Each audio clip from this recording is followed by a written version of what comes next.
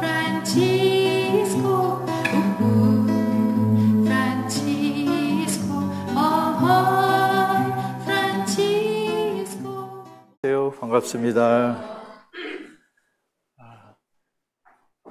제가 86년에 광주 가톨릭 대학 들어가서 이제 신부 되려고 했는데 그때부터 신약 성서를 공부한 지 40년 됐습니다. 이렇게 여러분 만나 뵙게 돼서 너무 반갑고, 또 이 강의에는 약 84분이 신청하셨는데 지금 목사님이 5분 들어와 계세요. 지금 유튜브로 보시고, 또 오늘 여기 직접 와주신 우리 김용진 목사님 감사합니다. 감사합니다. 자, 이 강의는 우리 가톨릭 신도뿐만이 아니라 개신교 목사님, 성도들도 들으시기 때문에 교회 일치 차원에서 개신교 용어를 제가 일부러 많이 쓸 테니까 여러분 다 이해해 주시고, 우리 같은 믿음의 형제 자매니까 제가 마르코 복음이라기보다는 마가 복음이라고 하고 그럴 테니까 이해해 주시기 바랍니다. 제가 설명을 잘 했나요? 저에게 그 해방신학을 가르쳐 주신 소브리노 신부님은 수업 시간에 한 번도 여러분 이해했습니까? 이 질문을 안 하셨어요. 제가 설명을 제대로 했습니까? 꼭 이렇게 물어봤어요. 그래서 저도 이렇게 그렇게 할 테니까 이해해 주세요. 우리 마가복음은 예수 역사를 맨 처음 쓴 책입니다. 정말 놀라운 책인데 8번 강의에 16시간에 마가복음을 상세히 하기는 사실 조금 어렵긴 합니다만은 제가 중요한 걸 빠른 속도로 말씀드릴 테니까 여러분 그 노트에다 쓰지 마시고 그냥 제 얼굴만 보세요. 자, 오늘 이 첫 시간에는 마가복음 1장 1절에서 13절까지 세 단락을 하겠습니다. 첫 단락은 세례자 요한의 선포, 두 번째는 세례받는 예수, 세 번째는 광야에서 유혹받는 예수입니다. 제가 눈이 나빠서 안경을 벗고 그냥 하겠습니다. 자, 그 성서 장절은 제가 부르지 않고 그냥 내용만 말하겠습니다. 하나님의 아들 예수 그리스도에 관한 복음의 시작, 이런 첫 문장이 있는데 하나님의 아들이라는 그리스어 단어가 없는 성서 사본이 있어요. 근데 원래 있는 것으로 여겨지고 있습니다. 마가복음 1장 1절은 마가복음 전체, 마르코복음 전체의 제목이라고도 볼 수 있습니다. 우리 마가복음, 마르코복음 저자가 왜 이 책을 썼을까? 궁금하지 않으세요? 궁금하시죠? 우리 마가복음은 로마서 편지가 쓴 지 14년 뒤에 쓰여진 책입니다. 그런데 지금 학자들 연구에 따르면 마가복음 저자는 바울의 편지를 한 번도 읽어본 적이 없는 사람 같아요. 마가복음을 연구하다 보면 바울의 영향이 전혀 보이지가 않아요. 본 사람까지. 그러니까 마가복음 저자는 우리 바울 편지를 읽어본 일이 없는 사람 같아요. 그 당시에는 책도 없고 인쇄술, 종이 이런 게 없었기 때문에 우리가 당연히 이해할 수 있는 것이라고 생각합니다. 마가복음 저자가 왜 이 책을 썼을까요? 우리 예수 등장부터 요한복음 탄생까지 약 70년 역사입니다. 그런데 그 70년 역사를 예수운동 1세기 역사 이렇게 말하면, 제가 교회라는 말을 안 쓰고 예수운동이라는 말을 씁니다. 그 이유는 우리 베드로 예수 부활 이후에 바로 교회가 탄생한 건 아니고 예수를 믿고 따르는 사람들이 모여서 유다교 안에서 모임을 만들고 활동했고 그 시기가 40년 이상 계속되기 때문에 초대교회라는 단어는 사실 학문적으로 상당히 좀 적절하지 않은 단어입니다. 초대교회라면 요한복음 이후에 쓸 수 있지만 예수 부활부터 요한복음까지 70년은 초대교회라고 보기보다는 예수운동이라고 하는 게 적절한 것 같아요. 그래서 예수 부활 직후부터 교회가 탄생했다고 보기는 상당히 어렵다는 생각이 듭니다. 그래서 예수운동, 교회 이렇게 해야지 예수 바로 교회 하면은 좀 성서학계에서는 좀 난감한 표현이기 때문에 제가 예수운동이라는 표현을 쓰겠습니다. 예수운동을 크게 세 세대로 나눌 수 있습니다. 그러니까 1세대는 예수 12제자 포함해서 바울, 2세대는 마가복음, 누가복음, 마태복음, 3세대는 요한복음, 이렇게 세 세대로 나눠서 보는 게 아주 좋습니다. 그래야 바울과 복음서를 비교할 때도 같은 시대로 오해하지 않을 수가 있어요. 그래서 예수운동 1세대는 예수 부활부터 유다 독립전쟁까지, 서기 30년에서 70년까지. 서기라고 하면 불교나 다른 종교에서 좀 언짢은 표현이기 때문에 요새는 공통년이라는 단어 씁니다. 개신교에서 주후하는데 그 단어도 학문적으로는 좀 외람된 단어 같아서 그냥 공통년. 공통년 30년에서 70년에는 예수운동 1세대. 이 특징은 예수 12제자와 바울과 예수를 따르는 분들이 아직은 유다교 안에 개혁적인 그룹에 있었다는 시기입니다. 2세대는 66년에서 70년까지 유다 민족이 로마 식민지 군대에 저항해서 전투를 한 시기.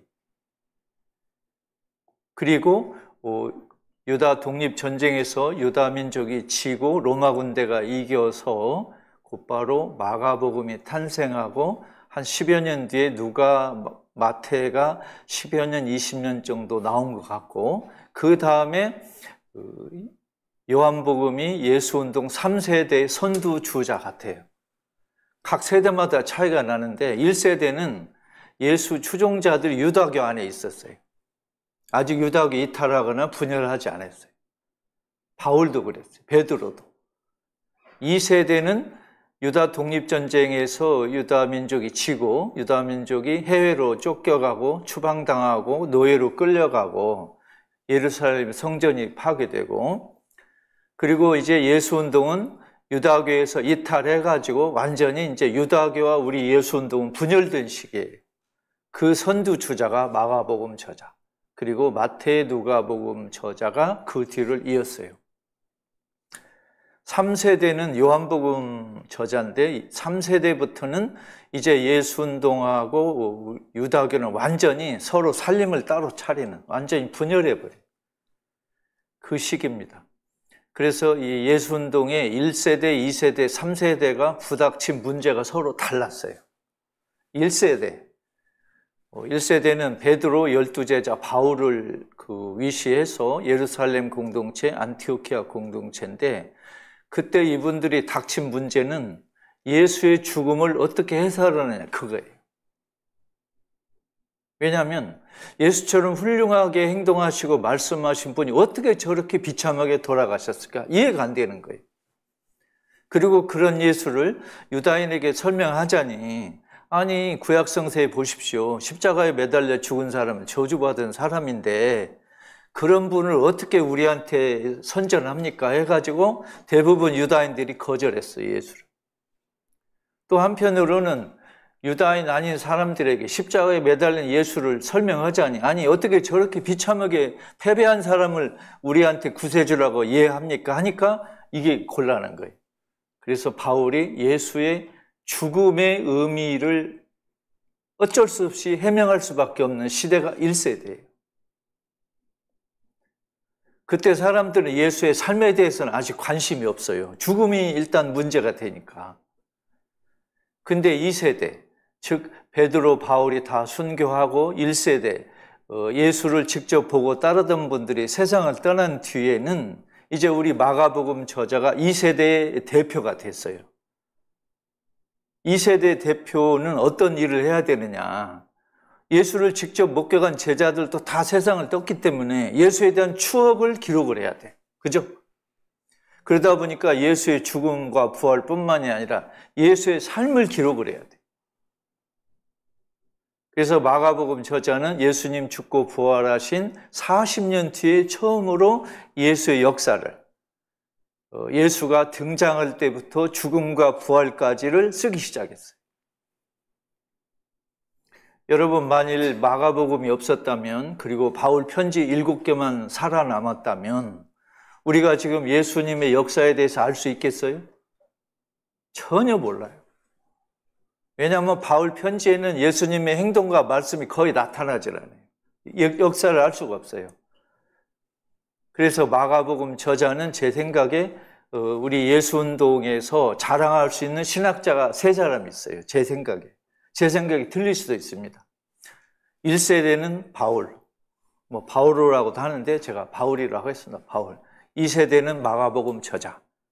물론 마태, 누가복음 저자는 마가복음을 봤는데 마가복음이 뭔가 좀 부족하고 모자라요. 왜냐하면 우리 마가복음에는 주의 기도도 없고, 그죠? 없는 게 많아요. 그래서 누가 마태복음 저자가 마가복음을 볼 때 마가복음은 뭔가 좀 부족하다 해서 다시 썼거든요. 근데 그 마가, 마태, 누가를 2세대의 학자로 볼 수 있고 3세대 대표적인 학자는 요한이에요.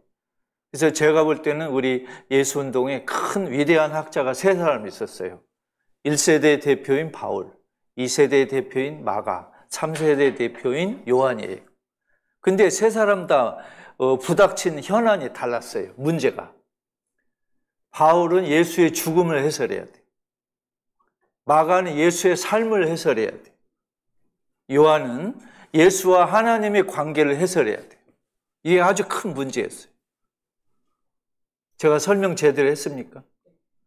이 3세대를 시대별로 구분하고 각 대표자가 누구인지 알고 그 각 세대가 부닥친 문제가 뭔가를 알아야, 그래야 1세대 예수운동 70년을 알 수 있고, 그래야 우리가 예배 미사 때 바울 편지를 듣거나 읽을 때, 또 마가, 마태, 누가복음을 들을 때, 요한복음을 들을 때, 아하, 서로 시대가 다른데 서로 부닥친 문제가 달랐구나 해서 이해를 하는 것이 좋습니다. 그렇지 않으면 마가와 바울이 왜 부닥쳤지?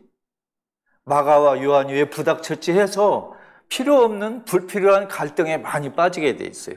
정확히 구분해야 됩니다. 여러분, 우리 한국에 보면 고려 시대 있고, 그죠? 조선 시대 있고, 현재 대한민국 있잖아요. 그죠? 근데 마가, 누가, 요한을 같은 시대로 보면 일대 혼란이 벌어지는 거예요. 이걸 성당 교회에서 많이 듣고 배우시고 하면 1세대 예수운동을 잘 알 수 있는데, 우리 목사 신부님들이 그렇게 정확히 구분하는 걸 많이 들으셨는지 모르겠어요. 많이 들으셨어요? 자, 이 시간에 그렇게 한번 보겠습니다. 자, 마가복음 저자는 구약성서 전체를 예수 그리스도의 관점에서 이해하려고 합니다. 근데 우리 이제 구약성서란 말 하는데, 구약성서라는 단어를 이제 긍정적으로 보는 분들이 있고 좀 부정적으로 보는 분들이 있어요. 구약을 다 외운다는 어떤 여인도 있는데 저는 신약도 다 외웁니다. 신약, 이 두 글자를 누가 못해요? 그죠? 근데 이제 구약하면 좀 유통기한이 지난, 효력이 끝난, 이제 쓸모없는, 이렇게 오해할 수도 있고, 그죠? 근데 어떻게 보면 오래된 친구든 좋고 오래된 술은 멋지듯이 또 구약을 좋게 볼 수도 있어요. 그죠? 근데 예수를 믿고 따르는 우리들은 구약이 예수를 해설하는 책으로만 우리가 하잖아요. 근데 지금 유다인들은 구약 자체로 창조주 하나님을 충분히 이해할 수 있다고 보기 때문에 구약을 해석하는 길이 두 갈래가 있다. 꼭 우리 그리스도교적인 해석만 옳은 건 아니고 구약 성서를 해석하는 흐름이 크게 우리 인류에 두 가지가 있다. 이렇게 아시면 좋겠어요. 우리는 구약을 예수 그리스도와 연관해서 보는데, 유다인들은 예수와 연관해서 쳐다보지 않고도 창조주 하나님을 충분히 경배하고 흠숭하고 존중하고 있다. 그걸 우리하고는 다른 분들이지만 우리가 인정을 해야 돼요. 구약을 예수와 연관 짓지 않고 해석하는 거 틀렸다 이렇게 하지 말고 세상에 길이 두 가지가 있는데 우리 그리스도교 스타일이 있고 유다교 스타일이 있다. 나는 이쪽인데 나와는 다른 생각을 하는 분들이 있다. 이것을 인정하는 게 좋겠습니다. 그래서 우리 마가복음은 그 예수와 연결해서 구약을 보는데 세례자 요한이 구약 시대의 마지막 예언자다. 그런 생각으로 썼습니다. 자, 마가복음은 예수가 선포한 하나님 나라와 십자가가 뭔지 내용을 말하려고 하는 것도 있지만 예수가 도대체 어떤 인물이냐 이걸 말하고 싶었어요. 자, 그러니까 우리 마가 1장 1절에 예수 그리스도의 복음 이런 말이 있잖아요. 예? 이게 두 가지로 해석이 됩니다. 그리스어에서는 소유격하고 목적격이 같이 쓰여요. 그러니까 이게 뭔 말이냐면 예수 그리스도가 우리에게 전해진 복음 이 말이 하나가 있고요. 또 예수 그리스도를 전하는 복음 이 말이 있어요. 다시 할게요. 예수 그리스도가 우리에게 가르쳐주는 복음 이 말이 하나가 있고 예수 그리스도를 전하는 복음. 그러니까 예수님이 주어도 되고 목적어도 돼요. 이 문장 자체가. 근데 우리말 번역에는 전부 어떻게 되어 있죠? 예수님이 전하는 복음 이렇게만 되어 있어요. 그죠? 한국말 번역은 전부 그렇게만 해놨어요. 근데 두 가지로 번역해야 돼요. 예수님이 전하는 복음, 예수님을 전하는 복음. 두 개 다 해석하셔야 돼요. 복음이라는 단어는 원래 군사 용어였어요. 기쁜 소식이라는 우리말로 번역되지만 원래는 로마 군대가 전쟁에서 이긴 걸 백성들에게 알리는 걸 복음이라고 그랬어요. 근데 우리 마가복음은 로마 제국이 전쟁에서 이긴 게 복음이 아니고 예수 그리스도가 복음이다 이 말을 하고 있는 거죠. 그러니까 우리는 21세기에 사는 우리는 마가복음이 나왔던 공통년 70년경에 로마에 사는 사람들이나 유다인들의 심정을 좀 빙의해서 그 사람들의 입장을 생각해서 보시면 좋을 것 같아요. 나는 지금 이렇게 보는데 마가복음을 공통년 70년경에 직접 공동체 예배 미사에서 낭독하는 걸 들었던 사람들의 심정은 어떨까? 그 시대 배경은 뭘까? 이걸 꼭 생각하시면 좋을 것 같아요. 그래서 그 당시 사람들은 예수 그리스도 복음 그러면 예수가 전쟁에서 이겼나? 아, 그게 아니구나. 로마 제국이 전투에서 이긴 게 복음이 아니고 예수 그리스도가 진짜 기쁜 소식이구나. 이렇게 알아들었다는 거예요. 제가 설명을 잘했어요? 그런데 바울은 복음을 예수의 십자가 죽음과 부활이라는 단어로 이해했어요. 근데 우리 마가복음 저자는 예수의 죽음과 십자가 부활뿐만이 아니라 예수의 삶과 역사를 복음이라고 그랬어요. 뜻이 조금 확장되죠? 그리고 또 하나, 우리 마가복음은 복음이라는 새로운 문학 장르를 개발한 거예요. 아, 이 복음이란 말은 로마 군대가 전쟁에서 이겼다 그게 아니고 또 예수의 십자가 죽음과 부활만 말한 게 아니고 예수의 삶과 역사를 포함한 십자가 죽음과 부활까지를 그린 문학 장르, 문학 양식이라는 걸 창조한 분이에요. 제가 설명 잘했어요? 왜냐하면 제가 설명 잘 못했으면 처음부터 다시 할게요. 너무 중요해서, 그죠? 수녀님 그러시죠? 네. 저는 아내가 셋째 딸인데 첫째, 둘째 처형이 수녀님이세요. 네. 이 말이 왜 나왔는가 모르겠는데. 자, 그러니까 바울은 예수의 십자가 죽음과 부활을 복음이라고 했고 로마 군대는 전쟁에서 이긴 걸 복음이라고 했는데 우리 마가복음 저자는 예수의 십자가 죽음과 부활뿐만이 아니고 예수의 삶과 역사를 포함한 걸 복음이라고 했고 또 하나는 예수의 역사를 다 쓴 책, 문학 양식을 복음이라고 그랬어요. 그래서 예수의 역사를 쓴 책이 우리 네 복음서 말고 한 20가지 돼요. 베드로 복음, 도마 복음, 많은데 우리 그리스도교 역사는 딱 4가지만 복음으로 인정됩니다. 왜? 나머지는 좀 약간 허풍도 많고 그걸 안 봐도 예수 그리스도의 삶과 죽음을 그린 걸로 충분하기 때문에 복음이라는 단어를 붙이질 않아요. 그래서 도마복음은 도마복음이라고 하면 안 됩니다. 도마문헌이라고 해요. 최근에 한국에서 일부 학자들과 인사들이 도마복음을 아주 강조하거나 마치 내복음 다음에 5번째 복음인 것처럼 이렇게 강조하는 분들이 있는데 신학 성서학계에서는 거절당한 주장입니다. 도마복음 또는 도마문헌은 2세기 중반에 나온 문헌으로서 요한복음을 발췌 축소한 문헌으로 생각됩니다. 근데 지금 한국에서 일부 분들이 자꾸 강조하는데 학문적으로 받아들일 수 없는 그런 주장입니다. 자, 그리스도라는 말은 그 그리스어고 히브리어, 유다인들이 쓰는 말로는 메시아입니다. 그러니까 우리가 이제 미사 예배 때 자꾸 메시아 그리스도 하면 헷갈리잖아요. 같은 뜻이에요. 아하, 유다인들이 쓰는 히브리어로는 메시아, 우리 그리스 사람이 쓰는 단어는 그리스도. 그래서 우리가 지금 예배 미사에서 예수 그리스도 하면 그리스 말을 쓰고 있는 거예요. 예수 메시아 해도 됩니다, 원래. 근데 이 그리스도라는 단어는 이름이 아니고 호칭이에요, 칭호. 예를 들면 뭐 선생님, 신부님, 목사님, 교수님 하듯이 칭호이지 뭐 유관순, 홍길동 할 때 길동, 관순 같은 이름은 아니에요, 호칭이에요. 예수는 이름이고 그리스도는 호칭이에요. 예를 들면 오상선 신부님 하면 오성, 상선 이름, 신부님 호칭이잖아요. 그래서 예수 그리스도라는 말은 예수라는 이름에 호칭을 붙였어요. 예수는 그리스도다. 또 그리스도는 예수다. 이런 뜻이 있어요. 자, 그리스도 호칭은 구약에 있었어요. 하나님 나라도 있었고 하나님의 아들도 있었어요. 우리가 이렇게 성서 공부하다가 예수님의 말씀이 마치 세계 최초로 나온 행동이나 말씀으로 오해할 수 있는데 그것보다는 유다 민족이 구약 성서를 통해서 하나님을 알고 이렇게 존중하는 거에서 예수님이 많이 따왔어요.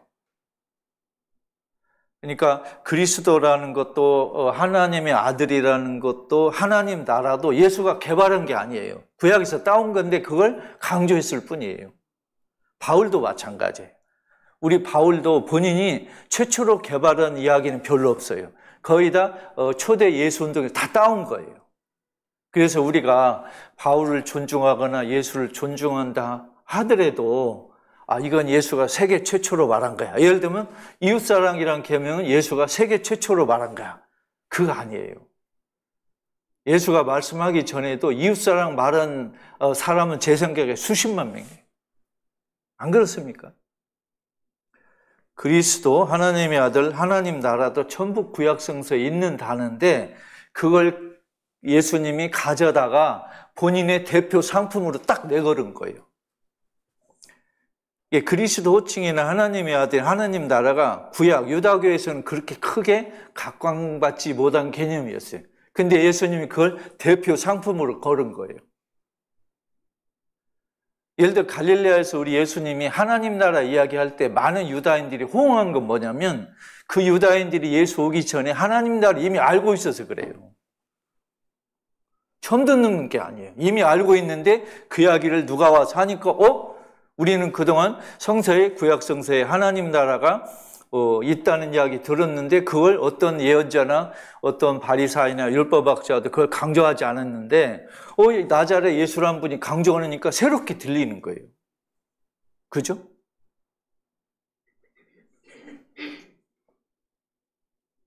그래서 우리 마가복음 저자는 그리스도 호칭을 하나님의 아들과 연결해서 우리 인류 역사에 제시한 아주 뛰어난 그런 업적을 쌓은 분이에요. 자, 우리 세례 요한이 이렇게 말했다고 나옵니다. 나는 몸을 굽혀 그의 신발끈을 풀어드릴 만한 자격조차 없는 사람입니다. 여기서 세례자 요한이 하나님을 기다리셨겠어요? 아니면 사람의 아들을 기다렸겠어요? 알 수 없어요. 우리는 세례자 요한이 하나님의 아들을 이 대목에서 기다렸다고 보통 해석하는데 실제 세례자 요한은 하나님을 기다린 것 같아요. 그러니까 하나님의 아들과 하나님은 달라요. 하나님이 오시면 완전히 세상 끝난 거고, 하나님이 아들이 오시면 하나님이 오는 걸 알려주는 역할이에요. 자, 이제 내가 일꾼을 너보다 먼저 보내니 그가 너의 갈 길을 미리 닦아 놓으리라. 이것은 구약성서에 있는 구절은 아니에요. 탈출기와 말라기를 뒤섞어 가지고 인용한 거예요. 그러면 그 당시 마가복음 저자는 구약성서를 이렇게 손에 들고 봤을까요? 책이 없잖아요. 그죠? 구약성서는 큰 두루마기에다가 그 리어카나 이렇게 차에다 싣고 다녀야 되는데, 우리 마가복음 저자가 언제 그게 있겠어요? 제 생각이란 마가복음 저자는 구약성서를 본 일이 없는 사람이에요. 전해 들었어요. 구약 우리 공동체에서. 근데 마가복음 저자는 나중에 제가 설명하겠지만 유다인이 아니에요. 우리 마가복음 저자는 유다인이 아닌 사람 같아요. 여러 가지 이유로. 그리고 마가복음은 지금 우리가 뭐 시리아에서 썼느냐 아니면 로마에서 썼느냐 학자들끼리 의견이 분분한데, 어디에서 썼는지에 관계없이 유다인은 아니었던 것 같아요. 그런데 아람어나 우리 히브리어를 조금 아셨던 분 같아요. 자, 마가복음 저자는 예수님의 어린 시절 이야기를 알까요? 모를까요? 몰라요. 그러니까 예수님에 관한 여러 가지 전설, 막 이야기들이 막 떠돌아다녔을 거 아니에요. 그죠? 예수님이 죽고 부활한 30년부터 우리 마가복음 쓸 때까지 40년 세월이 흘렀잖아요. 그동안에 많은 이야기 떠돌아다녔어요. 그 떠돌아다닌 이야기를 누가 먼저 말했을까요? 예수 12제자가 말하고 다녔을 거 아니에요. 그죠? 그걸 본 사람들이. 근데 그 여러 가지 이야기 막 떠돌아다니는 것 중에 일부만 좀 신빙성이 있고 의미가 깊고 꼭 후대에 남기고 싶은 것만 우리 마가복음 저자가 골라서 써놓은 거예요. 그러니까 지금 마가복음에 나온 이야기가 시간 순서대로 쓴 건 아니에요. 그리고 마가복음 저자는 예수님 한 번도 본 일이 없는 사람이에요. 그러니까 마가복음 저자는 생각할 때 전해 들은 이야기를 보니 그 나자렛 예수라는 분이 아주 훌륭한 분이에요. 그리고 이분의 이야기를 좀 써놓고 싶어. 그런데 본 일이 없어. 어떻게 하죠? 중요한 내용을 기억나는 대로 쭉 이렇게 쓰신 거예요. 그래서 우리는 마가복음 저자에게 감사해야 돼요. 그분이 없었으면 마태, 누가복음도 쓰여지기 어려웠을 거예요. 그러면 마가, 누가, 마태가 없었으면 요한복음 저자가 요한복음을 쓸 수 있었을까요? 없어요. 그래서 저는 1세기 예수운동 70년 역사에서 딱 한 사람만 꼽으라고 하면 저는 마가복음 저자를 꼽고 싶어요. 바울이 아니에요. 예를 들면 지금 바울 편지 7개만 우리 신약성서에 있고 마가복음이 없다. 그러면 마태, 누가도 없다. 그러면 요한도 없다. 그러면 우리가 미사 예배 때 바울 편지만 읽었다. 그럼 우리가 예수에 대해서 아는 게 뭐가 있겠어요? 하나도 없어요. 전혀 없어요. 그런데 만일 신약성서에 바울 편지는 없어요. 이렇게 다. 그러나 네 복음서가 있어요. 그러면 반대의 경우, 즉 바울 편지는 있고 네 복음서가 없는 것보다는 바울 편지가 없고 네 복음서가 있는 편이 훨씬 나아요. 그게 우리가 예수를 더 잘 알 수 있어요. 제가 바울을 폄하하는 거 아니에요. 그러나 각 세대마다 현안이 다르고 가치가 다르다는 걸 말씀드리고 싶은 거예요. 자, 마가복음은 여러 기준으로 구분할 수 있어요. 우리 마가복음 저자는 그 당시에 오늘 현대 작가들, 뭐 한강이나 뭐 우리 이렇게 황석영 씨 같은 분들처럼 문학의 이론에 아주 뛰어난 분들이 아니기 때문에 어떻게 마가복음을 썼는가를 우리처럼 아주 치밀하게 아주 잘 썼다고 보기는 어려워요. 더구나 컴퓨터 화면도 없고 종이도 없고 하니까 어디서 검색할 수도 없고, 그죠? 다 기억을 해야 돼요. 그런데도 이 정도로 쓴 건 정말 이건 하나님의 가호가 없으면 이건 불가능합니다.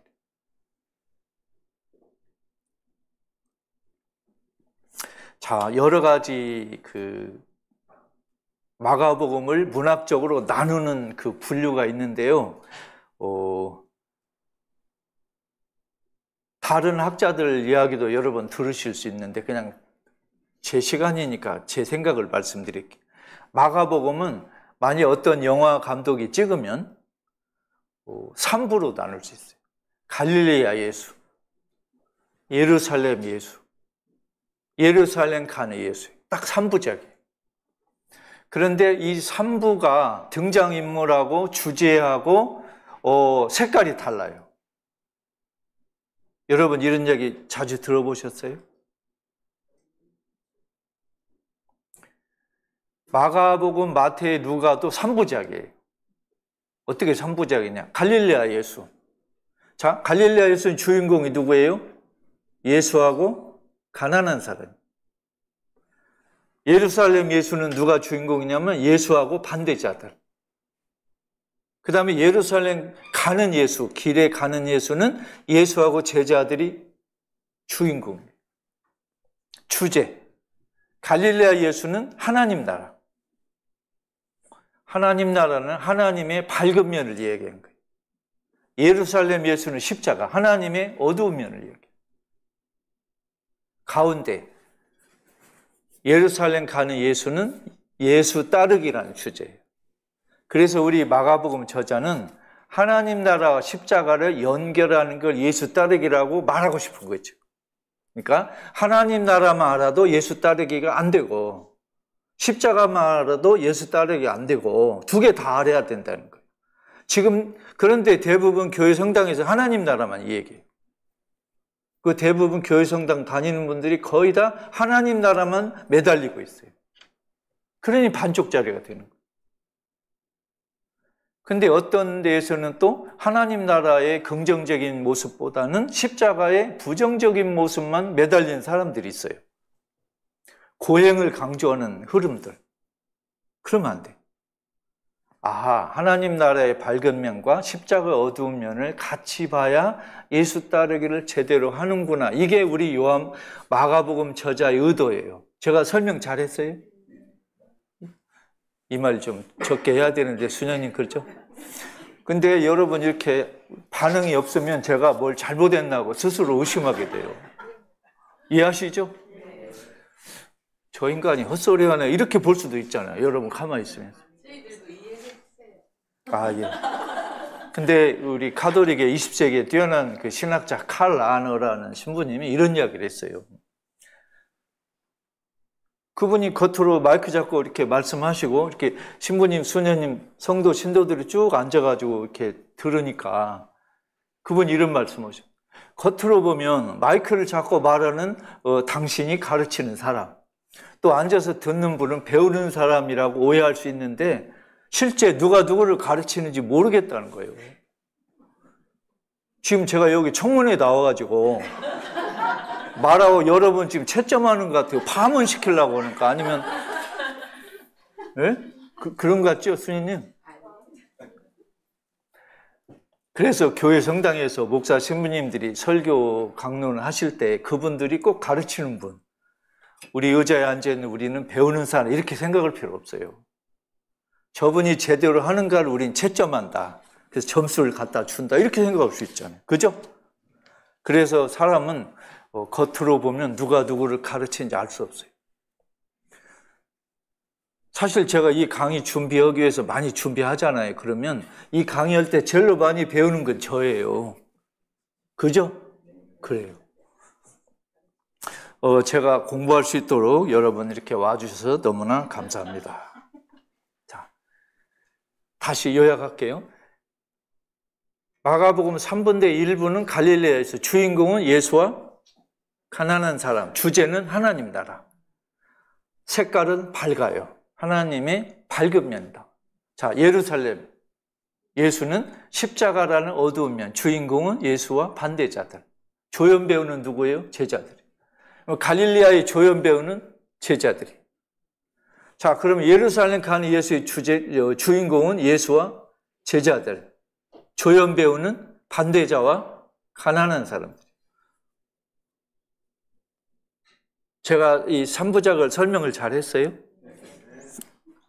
이 구도를 평생 잊지 마세요.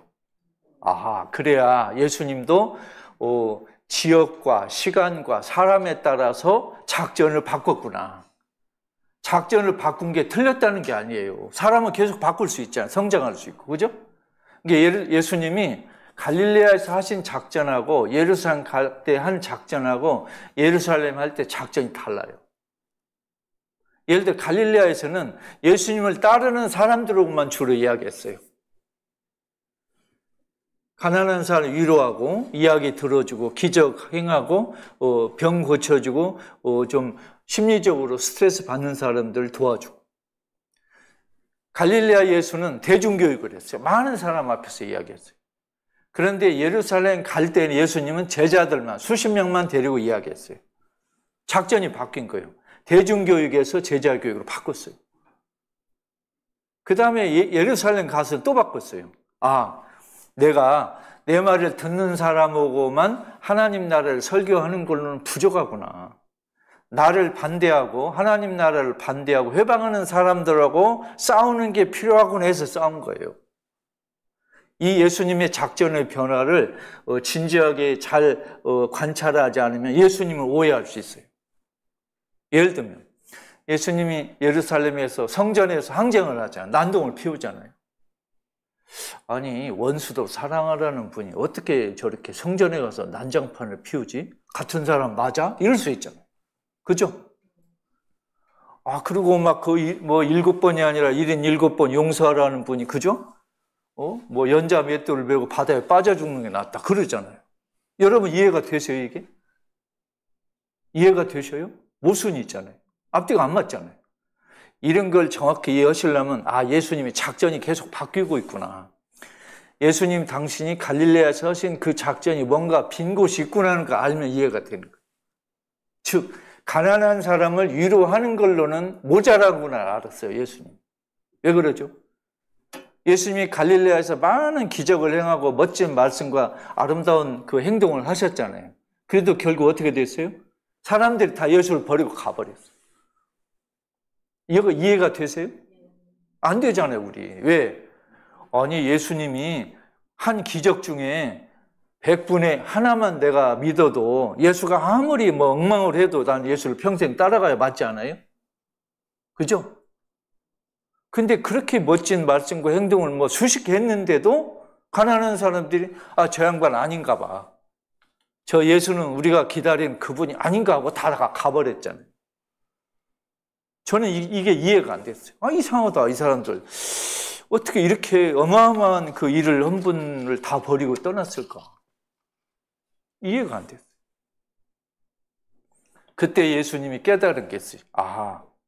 가난한 사람을 위로하는 걸로는 부족하구나.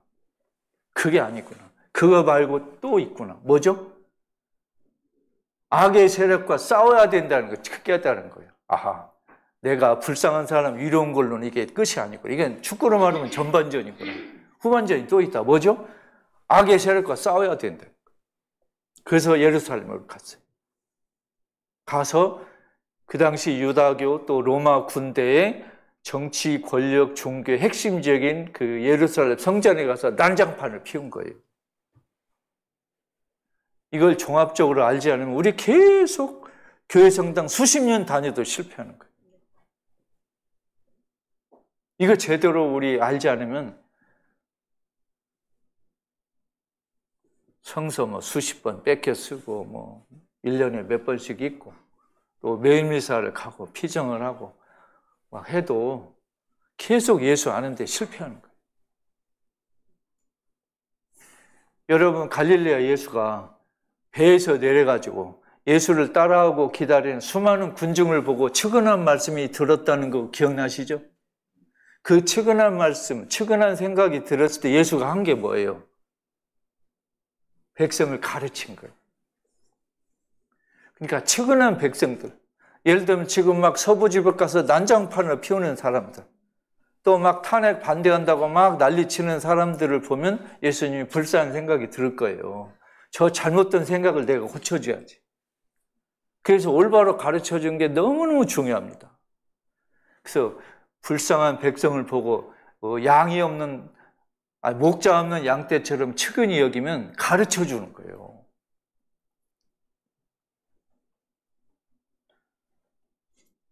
자, 그래서 이렇게 우리 마가복음은 이게 3부로 이렇게 나온 겁니다. 그 다음에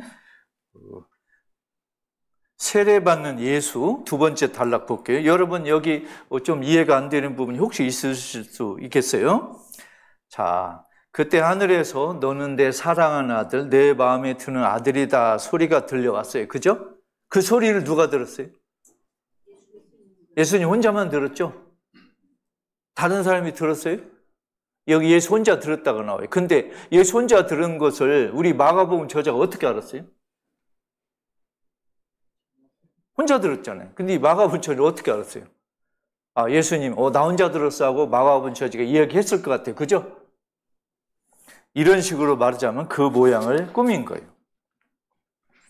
자, 성령이 비둘기 모양으로 내려온 걸 예수 혼자만 봤어요. 근데 비둘기는 구약성서에 하나님과 연결된 존재, 또는 이스라엘 백성, 또 사랑받는 사람들이나 예언자 모세의 영혼을 가리키는 하나의 표현이었어요. 근데 왜 예수가 세례받았어요? 세례는 죄 많은 사람만 받는 거 아니에요? 그죠? 죄 없는 예수가 왜 세례받았다? 여러분 이거 이상하게 생각하지 않았어요? 이상하다. 예수가 죄가 있는데 받았는가? 근데 우리는 잘못 배웠나? 그럴 수 있잖아요. 그죠? 예, 잘하셨어요. 저보다 나으시네요. 예. 근데 이 대목에 예수가 자기 죄를 고백하고 세례받았다는 말이 없어요. 그 대목에. 그죠? 그래서 예수는 아마 제 생각에 예수를 포함한 모든 유다인이 회개해야 된다 이런 거에 찬성해서 모범적으로 죄를 고백한 건 아니지만 세례를 받은 것 같아요. 그러면 그 당시 유다인들이 어떤 문제가 있었느냐? 예수 오기 전에 한 300~400년 정도는요, 우리 유다인은, 우리 이스라엘은 하나님이 버리셨는갑다 하는 그런 비관주의가 이스라엘에 퍼져 있었어요. 이스라엘 백성이 정말 고민했던 게 이거예요. 분명히 우리 유다 민족은 하나님이 선택했고 뽑았고 사랑했다고 하는데 왜 우리 유다인이 이렇게 불행을 겪는가? 이게 하나가 고민이었어요. 아니, 하나님이 우리 유다인을 선택하고 사랑하고 했으면 우리를 이렇게 행복하게 해줘야 하는데 왜 우리 이렇게 계속 외국으로 쫓겨다니고 식민지 백성이고 왜 우리끼리 부패가 심한가? 그죠? 이 고민이었어요, 유다인들이. 또 하나는 하나님을 믿고 하나님께 사랑받는다는 우리 유다인들이 왜 이렇게 부패했느냐는 거예요. 이게 유다인들의 최대 고민이었어요. 오늘 한국으로 한번 해볼까요? 한국에 예수 믿고 따른다는 사람이 1,500만 명이라는데 세례받고 지금 교회 성당 안 나온 사람 포함해서. 그런데 한국 사회가 이 모양이죠? 예수 믿고 따른다는 사람들의 삶이 왜 저 모양이죠? 이게 우리 고민이 있잖아요. 그리고 그것은 예수를 현재 모르거나 믿기를 사절하는 분들이 우리에게 던지는 질문이에요. 당신들 예수 믿고 따른다는 사람들이 훌륭하고 똑바로 살면 나도 당장 예수를 믿고 따를 텐데 당신네들 하는 짓거리 보니까 나는 예수가 싫다는 거예요. 이 질문 우리 스스로 해야 돼요. 이 질문을 유다인도 갖고 있었어요. 똑같이 갖고 있어요. 우리 지금 똑같이 갖고 있는 거예요. 그래서 아직 예수를 믿고 따르지 않는 사람은 원망할 게 아니고 분명히 우리에게 뭔가 이유가 있기 때문에 저 착한 분들이 예수도 알기를 싫어하는 것 같다고 우리가 가슴을 치고 죄를 뒤집어 써야 돼요. 우리 잘못이다. 저는 이 강의를 많은 신부님, 목사님, 수녀님들 좀 들었으면 좋겠어요. 왜? 제가 어떤 은퇴 신부님에게 편지를 받은 일이 있어요. 어떤 은퇴 목사님이 전화 받은 일. 제 강의 들으니 제 책을 보니 너무 좋대. 왜 그러십니까? 그랬더니 평생 예수를 전하고 성도 신도들에게 설교 강론을 했지만 막상 은퇴해서 하나님께 돌아갈 날이 얼마 안 남으면 지금 보니까 내가 예수를 제대로 알았는가 궁금해지더라. 의심이 가더라. 나 죽기 전에 예수 정말 제대로 한번 알고 싶다. 그런 말씀 하시더라. 여러분, 성경 공부하는데 가장 방해가 뭔지 아세요? 성경 공부하는데 제일로 방해되는 거예요. 여러분 다 아시고, 저 포함해서. 나는 성경 알 만큼 알았다. 이 태도가 가장 나쁜 태도예요. 그러면 성서 알 수 없어요. 내가 성서를 알 만큼 안다고 생각하는 순간 성서에 대한 흥미와 관심이 떨어져 버려요. 그렇게 생각하는 분은 저를 한번 찾아오세요. 저하고 1시간만 대화해서 합격하면 제가 인정해 주겠어요. 그건 제가 뭐 나쁜 의도로 말하는 게 아니고 성서를 보면 신비롭잖아요. 수수께끼하고 신비가 차이 나죠, 여러분. 그죠? 수수께끼는 궁금증이 해결되면 없어져 버려요. 신비는 알면 알수록 고맙고 기쁘고 행복해요. 그죠? 성서 공부는 신비예요. 수수께끼가 아니고. 내가 알고 싶은 수수께끼를 푸는 게 성서 공부가 아니고 알면 알수록 너무 감사하고 내가 이 세상의 인간으로 태어나가지고 예수를 알고 성서 공부한 게 최대 행복이다. 이걸 깨달을 때까지 성서 공부를 하시면 좋아요. 그래서 우리 복음서 저자 그런 얘기 하잖아요. 모든 걸 팔고 예수를 따르고. 우리 프란츠 교황님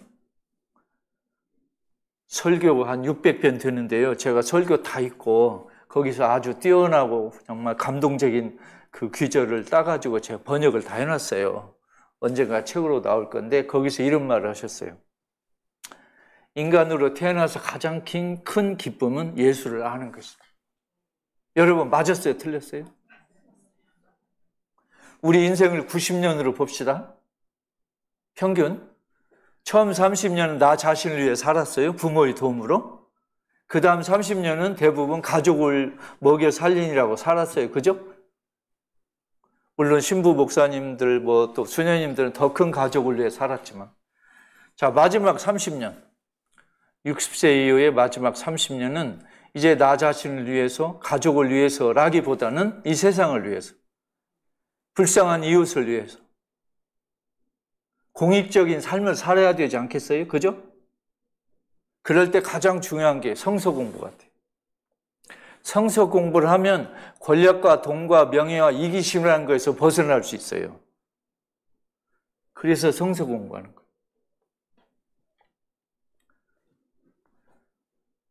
원래 50분 강의인데 그냥 계속 할게요. 혹시 여러분 여기 제 이 말씀 듣다가 속았다. 여기 괜히 왔다 하면 손해배상 청구하세요. 예? 괜찮으니까. 자, 세례받을 때 예수님이 처음으로 하나님의 아들이 된 게 아니고 원래 하나님의 아들인 걸 언급한 거예요. 세례받을 때, 세례받기 전에 예수는 하나님의 아들이 아니었는데 세례받을 때 비로소 하나님의 아들이 되었다 이게 아니고 원래 하나님의 아들인데 그걸 세례받을 때 사람들에게 알렸을 뿐이에요. 그죠? 자, 그런 걸 좀 보시죠. 자, 이제 광야에서 유혹받는 예수. 광야는 예수님이 일부러 갔어요? 성령이 보내셨어요? 보냈다고 나오죠? 예수가 공적인 활동을 하기 전에 예수를 가다듬는 그런 의미가 있고 예수는 선조인 이스라엘 백성처럼 40일 동안 광야에서 시련을 겪었어요. 즉 사랑받는 하나님의 아들로서 이스라엘처럼 사탄에 속지 않고 이겨냈다 이 말을 하고 싶어서 쓴 거예요. 또 예수는 악마의 유혹에 속은 아담이 아니고 유혹을 이겨낸 새로운 아담이다 그 얘기를 하고 싶은 거예요. 그러니까 정말 예수는 우리 이스라엘 역사에서 진짜가 나타났다 이 말을 하고 싶은 거예요. 아까 제가 우리 유다 백성이 고민은 두 가지를 생각했죠. 그래서 그 유다인들이 그 당시에 뭐라고 했냐면 우리 유다인들은 이제 끝났다. 하나님께 버림받았다. 우리 유다인들은 집단적으로 이제 처벌받았다 해서 비관주의가 이스라엘을 휘감던 시절이에요. 우리 유다인들은 안 돼. 하나님이 보더라도 우리는 혼나야 맞아. 우리 하는 짓들 보니까 우리는 안 돼. 내가 하나님이라도 유다인들은 가만히 안 둬. 이렇게 스스로 생각했어요. 그래서 도대체 우리 유다인들을 수렁에서 건져줄 분이 누구냐 하고 기다렸던 거예요. 그런데 400~500년도 안 나타나 아무도. 그래서 우리 유다 백성의 예언자도 이제 사라졌구나 하고 포기하던 시절이에요. 그런데 그때 세례자 요한이 나타났어요. 회개하자. 우리 한번 다시 일어서 보자. 거기서 예수가 옳소. 우리 한번 다시 일어섭시다. 우리가 로마 군대를 몰아내기 전에 우리 부패부터 없앱시다. 우리 죄로 물든, 부패로 물든 우리 유다인이 회개합시다 하는 그 이야기를 하고 있는 거예요. 오늘날로 보면 예를 들면 우리가 윤석열 몰아내고 뭐 국진당 몰아내고 이것도 중요하지만 우리 평범한 우리 대한민국 국민들이 너무 부패해 있고 너무 썩어 있고 이거부터 고쳐야 한다는 거예요. 그거에 예수가 찬성한 거예요. 맞아, 우리 고쳐야 돼.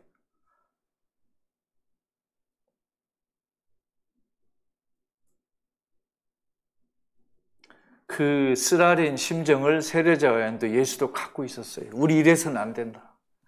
더구나 하나님 뽑아준 유다인이 우리가 이래서는 안 된다. 하나님 믿고 따르는 교회 성당 다니는 개신교 가톨릭 성도 신도는 우리가 이렇게 해서는 안 된다. 이 말을 하고 싶은 거예요. 내가 하나님 같아도 너희들 버리겠다 이거예요.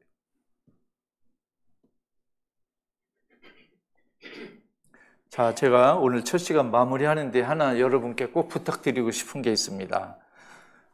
여러분 고등학교 다닐 때 국어 시간에 시, 소설, 수필 이거 다 읽고 배우셨잖아요. 그죠? 그때 여러분 수업이 되게 어떻게 진행됩니까? 예를 들어 시가 하나 나왔다. 그러면 시를 딱 소리내 읽거나 소리내지 않거나 눈을 감고 그 시를 읽고 떠오르는 생각을 가만히 음미했다가 한참 지난 뒤에 국어 선생님이 그 시에 대해서 또 그 시인에 대해 설명해 주셨어요? 아니면 수업 시작하자마자 이 시는 문체가 뭐고 시인은 어떻고 주제는 뭐고 이렇게 어떻게 했어요? 전자예요, 후자예요? 여러분 성서 공부할 때 그렇게 하면 돼요, 안 돼요? 안 돼요. 제 성서 강의가 국어 시간에 선생님들이 보통 하는 식으로 생각하시면 안 된다는 거예요. 그러니까 성서 보실 때는 먼저 성서 규제를 읽으시고 그 성서에 대한 우리 각자의 그 사전 지식에 관계없이 그 성서가 나에게 주는 말이 뭔가를 깊이 묵상하고 일단 음미를 하셔요. 그 다음에 제 책을 보거나 제 강의를 보세요. 그러셔야 돼요.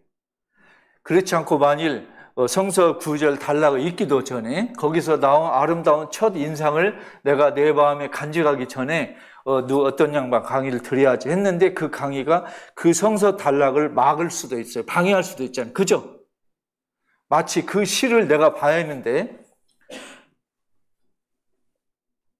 방해할 수 있잖아요. 그래서 우리 성서 공부할 때는 1차는 그 성서 단락과 규절을 보고 기도하는 마음으로 묵상하는 마음으로 성서가를 통해서 성령의 하나님이 예수님이 나에게 전해주는 그 행복하고 따뜻한 말씀을 기꺼이 받아들이고 그 다음에 성서 해설하는 학자들의 설명을 들으시는 게 좋을 것 같아요. 그죠? 예를 들어 한강 책을 보면 한강에 관한 여러 평론가들의 작품을 보기 전에 한강의 작품을 보시고 거기서 인간의 고통은 왜 이렇게 슬픈가? 그런데 세상은 왜 이렇게 아름다운가? 이걸 또 보셔야 하잖아요. 성서도 마찬가지. 꼭 그런 식으로 이렇게 하시기를 바랍니다. 제가 설명을 잘했어요? 네. 여러분 여기 오신 거 후회되셔요? 아니요. 소리가 작아요? 자, 그러면 여기까지 하고 한 5분 쉬었다가 하겠습니다. 여러분 경청해 주셔서 감사합니다.